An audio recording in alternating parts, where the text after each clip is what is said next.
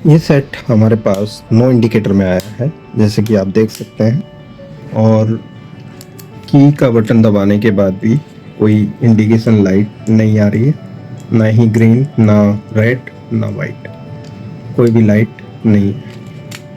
सबसे पहले हम वोल्टेज चेक कर लेते हैं। इसमें से स्टैंड बाई वोल्टेज जो पावर सप्लाई से आते हैं, पहला वोल्टेज वो हम चेक करेंगे। सो यहाँ पे 3.5 वोल्ट के करीब यहाँ पर वोल्टेज ओके है।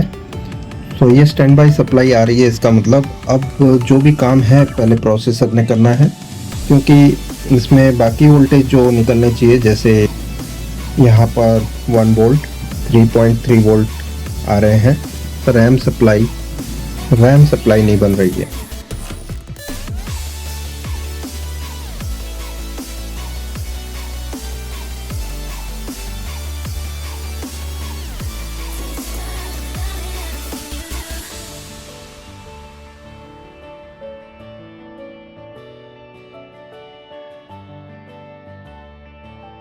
तो बोर्ड पे भी हमारी क्लीनिंग हो गई है और प्रोसेसर भी हमने बिल्कुल क्लीन कर दी है, यहाँ पर आप देख सकते हैं। और इसकी अभी हम रीबॉलिंग करेंगे।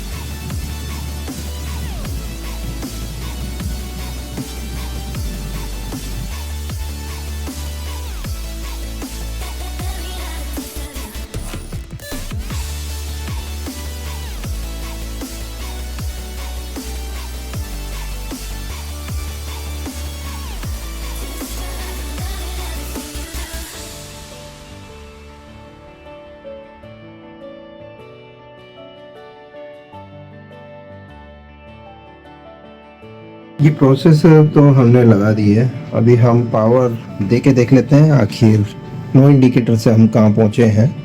सो ये हमने ऑन किया। इंडिकेटर लाइट की पोजीशन अब हम दिखाते हैं आपको, लेकिन यहाँ पर क्या हो रहा है, ये एक दिक्कत है इसमें। ये पट्टे पट्टे आ रहे हैं और ये 5 टाइम ब्लिंक में चला गया है।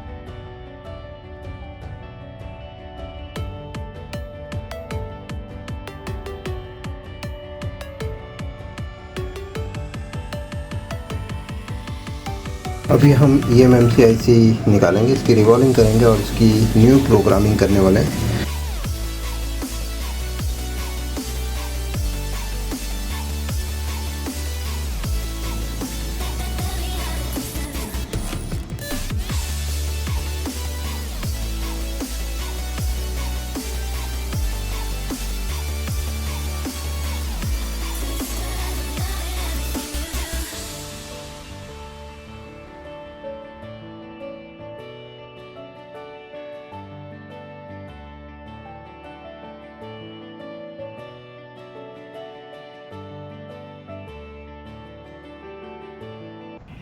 इसकी अभी हम डिवाइस लाइफ टाइम चेक कर लेते हैं। सबसे पहले डिवाइस लाइफ टाइम चेक करते समय डेटा फेल नहीं होगा। सो यहाँ पर क्या बता रहा है ये, ओहो ओ माय गॉड, ये 40 से 50% SLC और MLC दोनों ही ख़राब है। इसका मतलब इस आईसी को हम रिपेयर कर सकते हैं। देख लेते हैं, सैमसंग की आईसी में ये फैसिलिटी हमें मिलती है UFI बॉक्स में। टोटल RPM भी और ECC एरर ये सभी क्लीन करने के बाद मुझे ऐसा लगता है कि ये आईसी दोबारा यूज़ करने योग्य बन जाएगी। देख लेते हैं क्या होता है।